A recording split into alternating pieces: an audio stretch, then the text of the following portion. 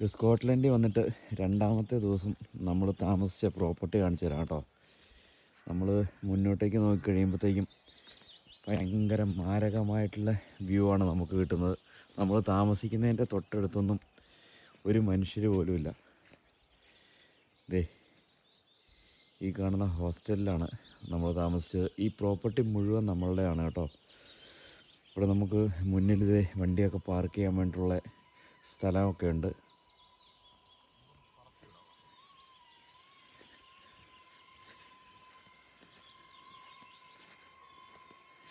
ലിനീഷാണ് അവിടെ രാവിലെ ഡ്രോൺ പറത്ത് നമ്മുടെ മാസ്മരിക വ്യൂ ഒക്കെ എടുക്കുകയാണ്.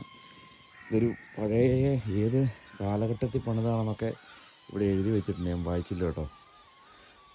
അതെ, ഇങ്ങനെയാണ് നമുക്ക് വ്യൂ വരുന്നത്.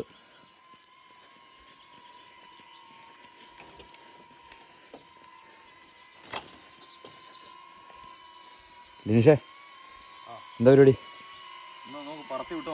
ആകാശ വിസ്മയം തീർക്കണോ? വിസ്മയങ്ങളാണല്ലോ ഇപ്പം. ഇതിന് ഫ്രണ്ടിൽ ഇങ്ങനെ ചെറിയൊരു ഗ്രൗണ്ട് പോലെയൊക്കെ ഉണ്ട്. ഇനി പുറകിലോട്ട് ഇവിടെ താമസിക്കുന്ന ആൾക്കാർക്ക് എന്തെങ്കിലും ഹെൽപ്പ് വേണമെങ്കിൽ ചെയ്യാൻ വേണ്ടിയിട്ടുള്ള അവരുടെ ഓഫീസാണ് കേട്ടോ. തൊട്ട് ഫ്രണ്ട് നമുക്കിങ്ങനെ ഇതുണ്ടോ ആട്ടുംകൂട്ടങ്ങൾ, അതൊരു ഫാമാണ് അങ്ങാറ്റത്ത് കേട്ടോ.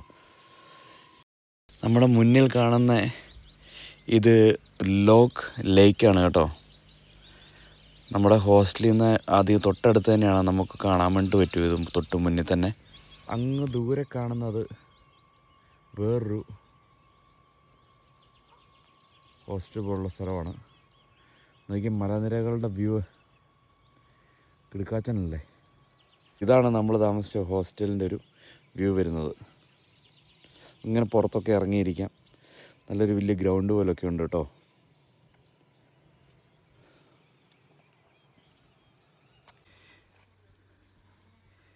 ഈ കാണുന്നതാണ് കേട്ടോ നമ്മുടെ ഹോസ്റ്റല്. എങ്ങനെയുണ്ട് ആംബിയൻസ്?